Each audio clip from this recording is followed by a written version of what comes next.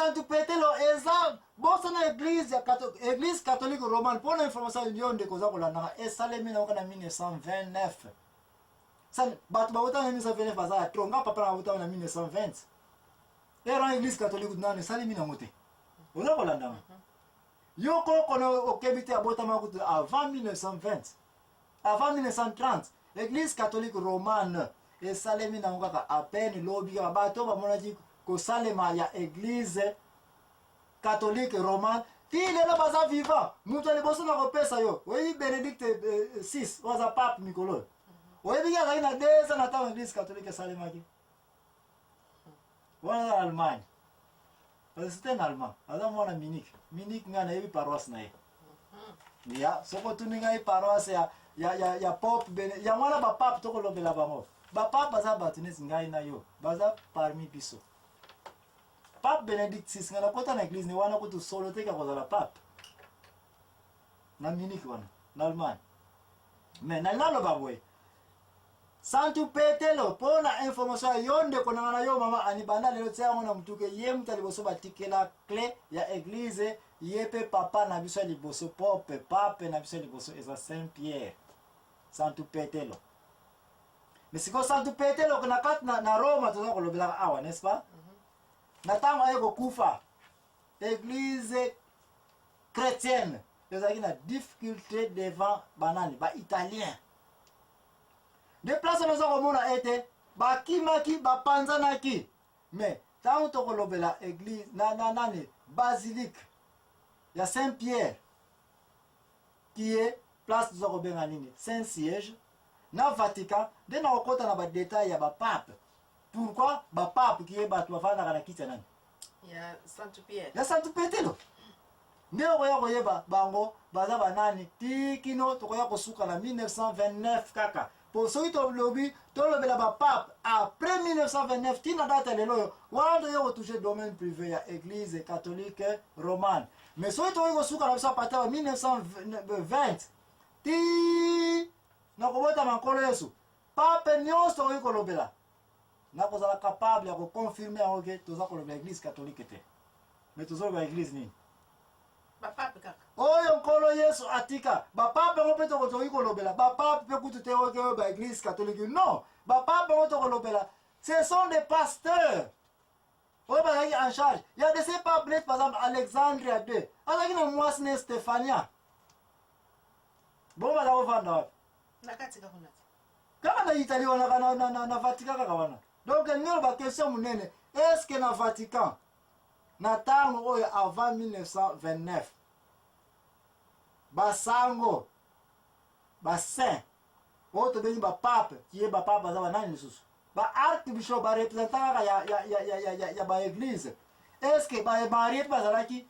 oui basi mpe bazalaki na kati ya Vatican wana na mobali ne baza na kati parce que ce sont des pasteurs eloko mosusu na Yesu na tuno lisusu badisciple nyonso ya Jésus à part qui vit na bango ya Nzambe bazali mpe na baactivité mosusu ya na bavi na bango bon bazalaki na baactivité mosusu mais sikoyo balevetiko bango balingaki bazala nini basalaka Nzambe mpo 24 sur 24 soki babengi bango bazalaka capable ya bazala valable ya ko résoudre problème nyonso oyo bayoki. Merci, on a la raison na place wana mais eloko moso na tout na sikoyo nkolo stama yo kuta ba Petro bazala ko péché bazala ki wapi na msana wa ki péché te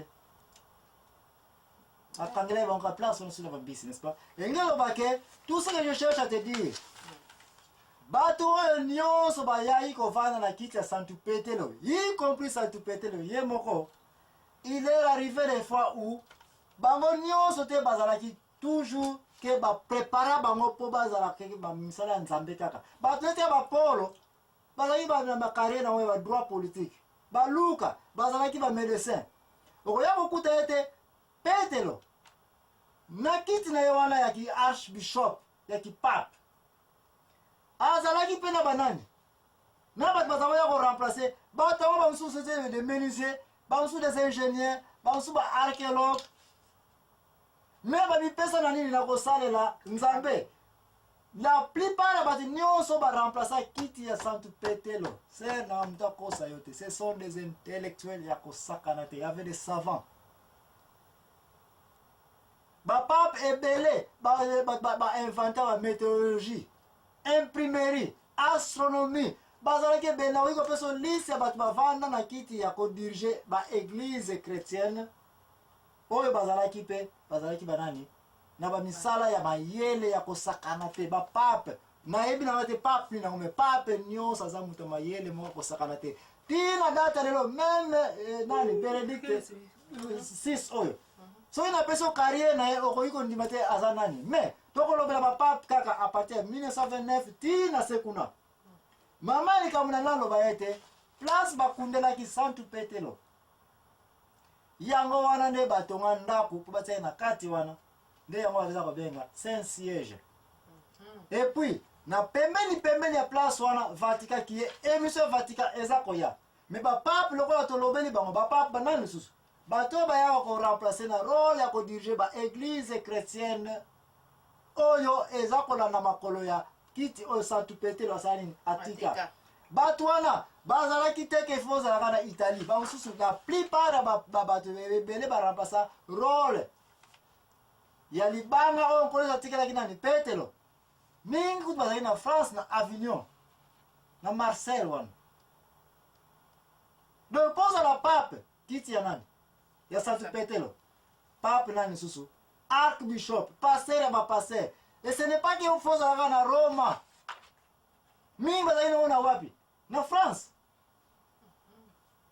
Est-ce qu'il faut ça italien? Est-ce qu'il faut ça juif? Non. Il y a de ces papes, bazali africains. Quitte à Santu Petelo, ce sont des Africains. Oye bien moté maman Annie. Non,